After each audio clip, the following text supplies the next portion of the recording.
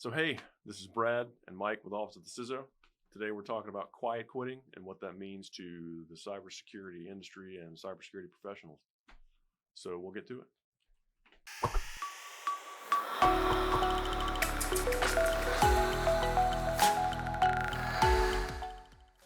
All right, so we're talking about quiet quitting and what that means to cybersecurity professionals and the cybersecurity industry as a whole, how that impacts organizations from a cybersecurity perspective. So, Mike, what do you think? I think it's dangerous. It is that. It's very dangerous. It is that. It is that. And some of this information we're pulling from an article from VentureBeat.com. Yeah. I thought it was a wonderful article. Yeah, it is. Very good read. It was released about 4 weeks ago in November. But quiet quitting and how it poses or why it poses a cybersecurity risk. And for those of you that don't know, quiet quitting is when you do like Office Space. You just stop caring, Peter Gibbons from Office Space. Yeah. It's like, I'm just not going to go anymore. Yeah. I'm not going to pay bills anymore. Right. It's folks that have basically become disinterested in their role or their job. And so they, for the most part, stop doing it. And what I found interesting is that, and I'll read this little snippet from the article. It goes, "Are your employees mentally checked out from their positions? According to Gallup, quiet quitters, workers who are detached and do the minimum required as part of their roles make up at least 50%. 50% of employees. The U.S. workforce, yeah. That's crazy. I believe them. Well, of course, we have a lot of government experience, so we do see that. No, government experience, they don't even do the bare minimum. They're merit employees, or they're protected, or their tenure, or whatever they call it. That's a thing. Yeah, they do less than the minimum. Yeah. But I guess we kind of need to back up and say, where did it come from? I think COVID had a lot to do with it. Yeah, I'd agree. People being sent home, working from home if they were able to. Out from under their supervision, yeah. Or just being locked at home because the businesses that they work for were shut down. Right. I think it changed people's minds. It changed the landscape of what was acceptable in the workplace. It did. And it changed a lot socially with us. Like it messed a lot of people up. And more so than we already were, because IT folks are notoriously antisocial. Yeah. Stare at the wall when you walk by, right? We do it. I don't. Speaking as an introvert, yes, I'm a unicorn. That's a thing, right? I'm an extroverted IT guy, socially capable. Mike is a unicorn. That's awesome. A unicorn. But it's a big deal. It changed our perspective. It is a big deal, and so you look at it on the surface, and the quiet quitting concept, you would think that, well, that means that they're not productive anymore. Which, yeah, that is what that means. Not as productive, right? But it also means they've lost buy-in in their organization or their industry or their role or whatever it is that they've lost buy-in in. And it means not only are they no longer productive like they may have been before, but now they may pose a risk to the organization from a cybersecurity perspective because they're not trying anymore. Like they've foregone all the concepts of paying attention to the things that you click on in emails, like the reply all button. I know a guy that did that just yesterday. Me too. I know him very well. But they're no longer paying attention to the details and the quirks about like a phishing email that would throw up flags, and they may end up interacting with attachments or links or things like that. Whereas before, if they were trying, they may not have. There's a level of care. Right. They don't care about the organization as much, so they kind of check out. All they care about is getting their paychecks so they can keep the roof over their head. Right. So they're not looking to protect the organization anymore. Or to grow themselves. Yeah. So, which that's a dangerous place to be in from the organization's perspective and from an individual perspective, a professional perspective. You can't stop growing. What is it about sharks? They stop swimming, they die, they suffocate. Yeah. They end up like goldfish in a tank, belly up. Right. So it also results, another risk that it results in is a lackadaisical approach to things like credentials. So if they sign up for a service, they'll use the same credentials that they use to log into their corporate systems and things like that. You don't do that? No. Same password everywhere? I do not do that, no. It just tends to perpetuate that mindset across the board in the things that they do. Bare minimum. Yeah, from their professional perspective in dealing with their organization. Yeah, that's a good way to burn a house down. Yeah, it is. It is. And so this VentureBeat article did make the point that they're not necessarily threats, but they're certainly risks. Oh yeah. And how did you put that? Or it may have been the article that said it. That not all of these quiet quitters become threats, but they're all at least risks. All of the threats are, you said it better. Let's do that. The article said it. The article said it great. And of course, you can't find it. I can't find it. There we are. Okay, so quoting the VentureBeat article again, while quiet quitting and underengaged employees constitute an insider risk, they're not necessarily a threat. But not every insider risk becomes an insider threat. However, every insider threat started as an insider risk. Absolutely. It's almost poetic. That's a very good way to put it. Yeah, and couldn't have wrote it better myself. I bet ChatGPT could. ChatGPT probably did. Right. So our job as cybersecurity professionals, though, is to minimize and mitigate risks. Right. I got a question for you. Sure. What happens when your cybersecurity staff are the quiet quitters? The world ends. It's over. Just shut the lights off and go home. I mean, imagine a SOC analyst that just doesn't care anymore. Yeah. And all those alerts that they get, they just close it and resolve it. And I knew a guy that used to do this. He would look at a ticket or a threat that came through, and he would say, benign or no fault found. Oh my gosh. And just close it. Without triage? Without actually looking at it. Oh my gosh. Because he just didn't care. Yeah. It's like no threat found, closed, mitigated somewhere else, closed. And it was stuff that was open. That's so scary. So when you end up with a SOC analyst or a SOC engineer or hell, someone higher up, right, that's mentally checked out, their whole job is to have the organization's best interests front and center. And if they're just up there collecting a check, that becomes a major issue. That's so dangerous, yeah. So then that brings the question of what can we do to minimize and mitigate those risks?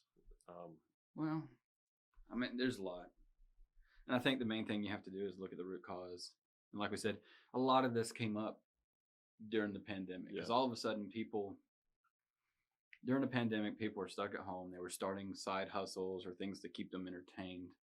People found love for woodworking or renovations. That's why wood disappeared during the time, right? Right. And so they found out that other things in life are more enjoyable than their regular job, which means maybe we need to do a better job of helping people find not just what pays the bills, but what makes them happy. Yeah. I mean, the work-life balance is a battle that America loses often, as it is. Other countries make fun of us for it.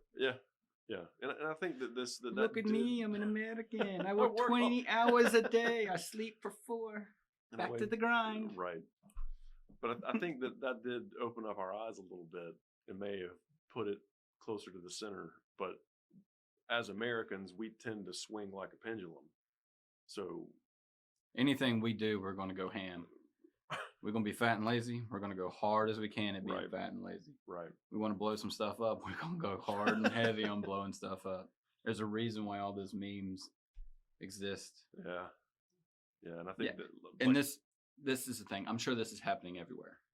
This article is specifically talking about the U.S. workforce, which is why this conversation is a little bit more pigeonholed than globally. Right. I don't go overseas, but I also know that there's a lot of holidays overseas. What's like, vacations or breaks that they take. Like some countries overseas, they leave for tea at 11 and they don't come back till 3. Right. I could do that, but my tea ends with tequila. So that's how that happens. So I didn't expect that. That's good. Yeah, that's nice. Yeah. So you asked, how do we help prevent it, right? Right. Framing our mindset about how things were pre-pandemic and how they are now. What changed? Right. And one of the main things that we saw that changed was remote work. Yeah. A lot of state and enterprise governments don't do remote work. They weren't prepared for it either. They weren't prepared for it, so it was a major undertaking. Their employees got a taste of it. It's like that first hit of crack. You're just not going to put it down after that. And then, people were bringing folks back into the office. You see this with Twitter. A lot of people quit. I mean, Elon fired like 75% Lots of them. yeah, but and it's still running. Really? Yeah, it hasn't crashed yet. So I guess I guess that was a lot of dead weight. Yeah. A lot of dead weight. Anyways, I digress. All these big enterprises like Google and Microsoft and Twitter, and they still have a remote workforce. Apple, but they're bringing a lot of their people back in the office, and that's where you're seeing a lot of this quiet quitting come from, because people don't want to be back in the office. They really liked that the level of productivity they were turning in was acceptable when they were remote. Mm-hmm. But I think they don't like the perception that their supervisor is going to see that product required of them. Sure, yeah. Because they're doing the same level of productivity, right? They're only working 2 or 3 hours a day. The rest of it is office socializing, which is actually a pretty critical part of the office. Is the team building, and the relationships that you have. If you can't talk at the water cooler with your friends, I mean, what is it? But if you get rid of all the stuff that goes with being in the office, you can do a lot more with a shorter time, and then still accomplish things at home that you need to get done. That makes your life better. So remote work, So we get it, yeah. We get it. So mitigating some of those risks that are associated with quiet quitting. One of the biggest things would be access control. Heavily practice least privilege, and that should be practiced anyway. It should be, but it should be to combat this specific issue, right? You need to be even more vigilant on it. Right. And we've had a culture in the past, I'd say 20, 30 years of folks, when they need to do something, it working the first time and nothing ever impeding a work attempt or whatever. But we've got to switch that mindset a little bit. We need to be able to let people do their jobs, but we need to be able to let people do only their jobs and have no more access than what's required to be able to perform their function. What that translates to, though, is every once in a while they may perform a function that's outside of their normal day to day, and we as cybersecurity professionals may limit that. The role of being good at your job means you do other people's job as well. Fair enough. Yeah. Yeah. I mean, we probably need to have more accountability for folks that don't execute. Yeah. And this kind of goes back to work-life balance. You have people with good work ethic. Yeah. They want to do well. So they just slay at their job. They knock it out of the park. Mm-hmm. And then you end up in a situation where, because you're good at that, I'm going to give you this as well. Yeah. And then all of a sudden you're doing that well, so they put more on you. And that work-life balance goes away because your work ethic and the way you were brought up prevents you from doing poorly. And then you die of a heart attack or a stroke shortly after. See, I'm not interested in that. No. Got no interest in that. But we have that work ethic, which is why we are the way we are. Right. But all that leads to access creep. Access creep. So like you get more and more access because or you've just been given God all rights. Access. Yeah, because there's no telling what we'll need you to do day to day. 99% of the time, the moment I'm in an organization, they just give me keys to the kingdom. Yeah, domain admin rights. I know. And I've gotten to where when I start a new role at a place like that, I'll walk in and say, I don't want anything. If I need it, I'll ask for it, specifically piece at a time. Least privilege. That way, if I snap one day, you can't say that I deleted all the things. Every other thing, yeah. So another one in addition to the least privilege, which least privilege is probably the most important, honestly. That way you can take the reins out of the hands of the quiet quitters and let them do just what it is they need to do. But in addition to it, I would say security awareness training. And VentureBeat article also mentions security awareness training is really important. Even though these guys aren't taking it to heart, they still need to have it in their minds that there may be repercussions if they bring CryptoLocker into our organization and wreck it just off of being lazy with email interactions. Yeah. Yeah, and I know we don't need to take the negative approach to security awareness training. We don't need to slap hands all the time, but I was about to say, if you want people to actually do security awareness training and pay attention to it, not just let it run in the background, take the quiz, right, it's got to be something that keeps their interest anyways. right. And we're all a bunch of ADHD ferrets these days chasing the shiny things. That's true. That's true. So, yeah. And so to make security awareness training impactful, again, negative reinforcement rarely works. I don't know. You slap a dog when he does something wrong. He don't do that usually. Yeah, but he responds to a treat a lot more efficiently than negative reinforcement typically. Plus, people aren't dogs all the time. I don't know, man. We're pretty dumb. We get that way. Yeah. We get that way. We get set in our ways. Yeah. That's my corner. But I mean, I've found that like the gamification of some security awareness training can get people involved with it. The way that it's presented also, I think, is one way. Taking it from, I've been one place where it was a full like 8 to 12 hours of security awareness training for an end user, and then to other places. That sounds like a medical institution in some fashion. May have been, but it's or then the other side of that spectrum is for effective cybersecurity training programs. I think nugget size stuff like 5, 10, 15 minutes once a week or a month is way more effective than a 12-hour brain beat session where you're reading individual policies over and over. So we need the Chick-fil-A chicken nugget approach. Give you wonderful little bites of security awareness. Yeah. Delicious. Now I'm craving Chick-fil-A. Security bites. We can do that. Which we're not yet sponsored by Chick-fil-A, right? Not yet. It'd be nice. They do run a lot of Fortinet gear in their environment. Do they? What I'm told. That'd be pretty tight. Well, I know a guy and that I know. I happen to be pretty damn good at Fortinet gear. So Chick-fil-A, if you see this, and do some consulting. Yeah. But yeah. So we kind of touched on it, specifically with SOC analysts. How do you find out, or how do you have to be a good manager, right?